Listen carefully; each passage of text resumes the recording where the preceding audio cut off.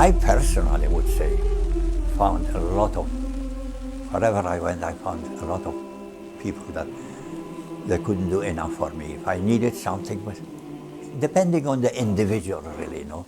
But overall, I would say overall, the Scots people were very, very nice to us.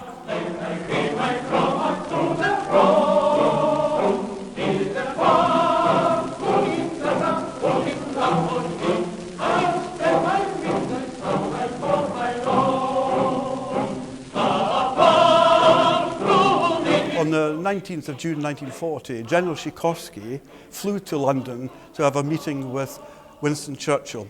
At that meeting, it was agreed by the British that Polish troops should be evacuated from France. Accordingly, that same day, orders were given by the British Admiralty to evacuate Polish soldiers from the western ports of France. Those Polish soldiers evacuated mainly arrived in Plymouth and Liverpool. For those who arrived in Liverpool, very quickly they were put onto trains and taken north to be placed in camps in the Biggar, Douglas and Crawford areas of Scotland.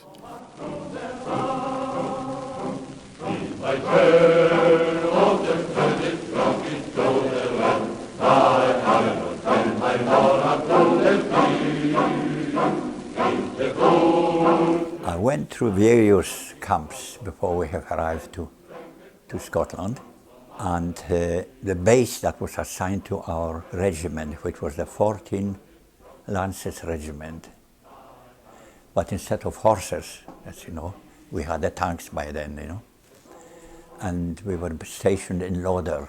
My father, Jan Stepik, was born in Poland, now part of Western Ukraine, near Lviv in 1922. He grew up on a farm, and then when the war broke out, the family were taken to Siberia. He survived Siberia, got to Tehran in Iran, and joined the Polish army, transferred to the Polish Navy, and he ended up in Scotland. It was a great surprise to the citizens of Glasgow to find Polish troops arriving in their city. They were very warmly welcomed by the Glasgow citizens who cheered them, and very young lads would run in and ask the soldiers for souvenirs. The soldiers could oblige by maybe passing them even sometimes Romanian currency from their times when they escaped from Poland into Romania. The main purpose of the Polish army in Scotland was defence of the East Coast. It was feared that the Germans might make a diversionary attack from Norway, and hence the presence of troops along this vulnerable sector of the Scottish East Coast.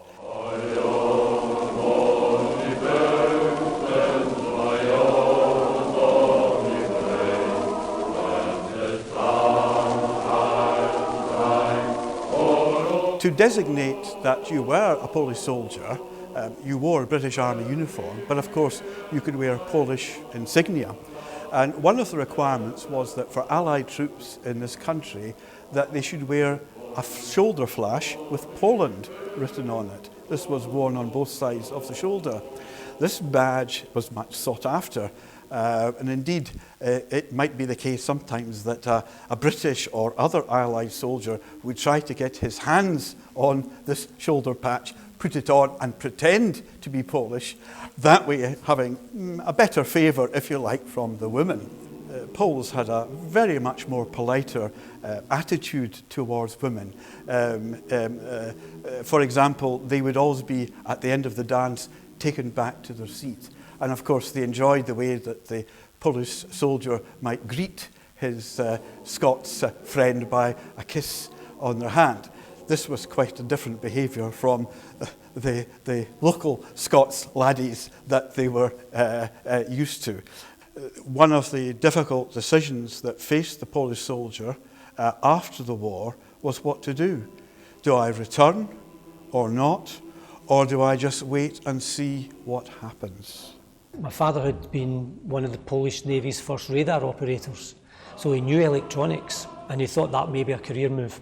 So he came up to Glasgow by train, and he arrived at Glasgow Central Station, and it was during Glasgow University's Freshers' Week which is the first week before the university starts, and all the students were at the station and they were all dressed up in fancy dress, and my father said he thought it was like he'd come into an asylum, a lunatic asylum.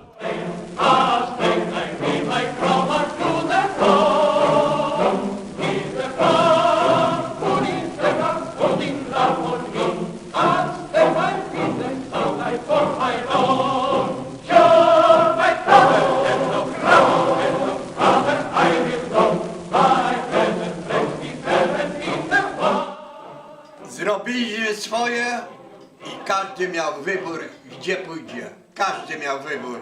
Dużo wróciło ludzi do Polski, którzy byli żonaci i dzieci. Ja byłem sam. Ale były czasy, że my myśmy się wybierali jechać do kraju. Były czasy, żona chciała jechać.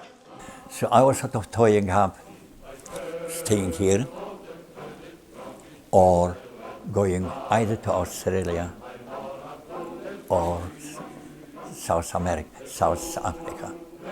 But in the last second I stepped back and I'll stay in this country. Many men opted to join the Polish Resettlement Corps, which was set up in September 1946. Membership of the Corps would last for 2 years, and it was a requirement that Polish soldiers should take up jobs which were offered by the Ministry of Labour. I was transferred to another office at the Polish Military Bureau in Glasgow. I was there about a year. Then my turn also came to be demobbed, so I was taken up down to England to a place where you were officially discharged from the army. You got all necessary paperwork, but at the same time you got a civilian outfit. It means you got the complete suit, shoes, hat. I still got a hat at home, you know.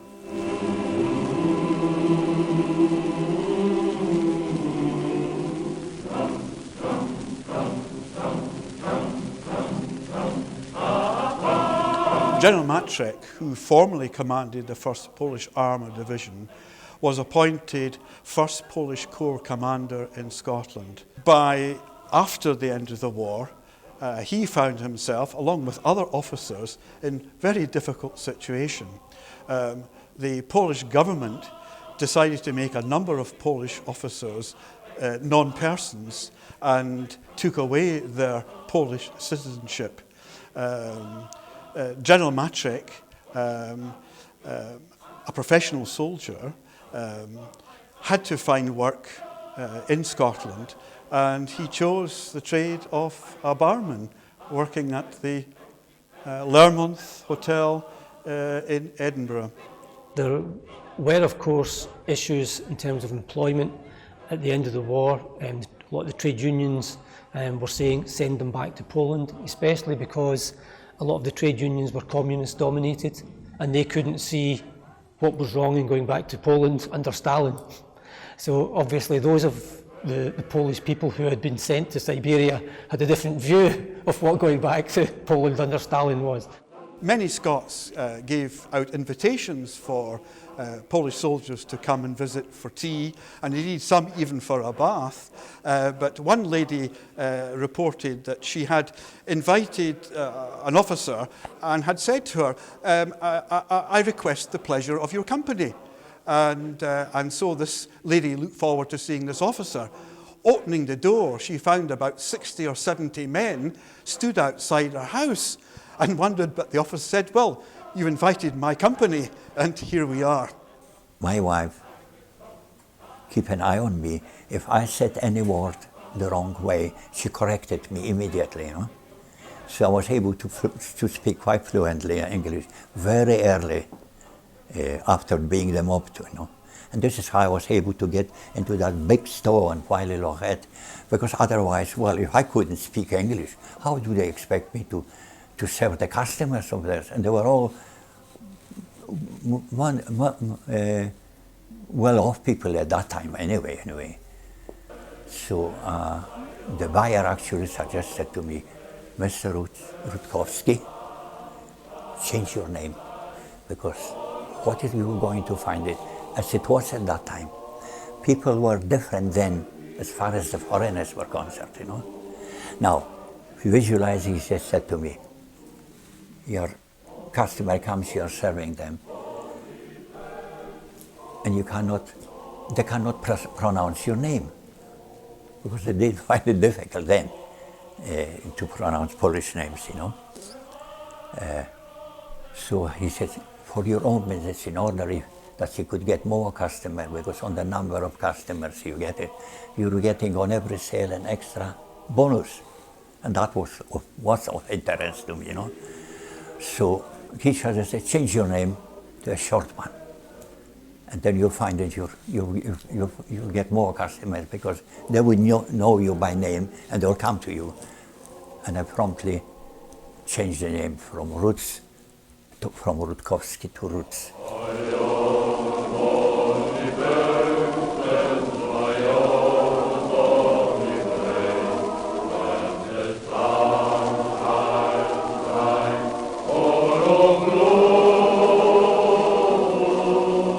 In the summer of 1945, there were nearly 60,000 Polish troops in Scotland. But with repatriation, emigration, and other reasons, that number dwindled by round about 1950 to some 10,000 Poles who still remained in Scotland. Wy jesteście inni niż my. Myśmy przyjechali w innym celu, wy w innym celu. To jest różnica. My stale marzyli, żeby wrócić do kraju. Bośmy nic nie wiedzieli o kraju. A druga rzecz, my w innej sytuacji wyjechali. Polska się dopiero dorabiała, bo wiecie jak to było. Ale dali nam tylko 20 lat i znów zabrali z powrotem Polskę. A tu jest ta demokracja i tu się, nic by się nie bali. Nie baliśmy się niczego, że nas zamknął albo coś. There was very little antagonism towards these people who felt that they had to stay in Scotland, and the general impression was that the Scottish people got on very well with the Polish people from the wartime generation, and that there was a real integration and a real warmth both ways. If you go to any country, you get individuals. There are individuals, they don't like you, whatever reasons they had it. And there was a lot of Scots people, you know. They had sort of foreigner, or the fact that we are Poles and fighting for their freedom as well, you know. They didn't come into their head at all, you know. Just they didn't like foreigners, you know.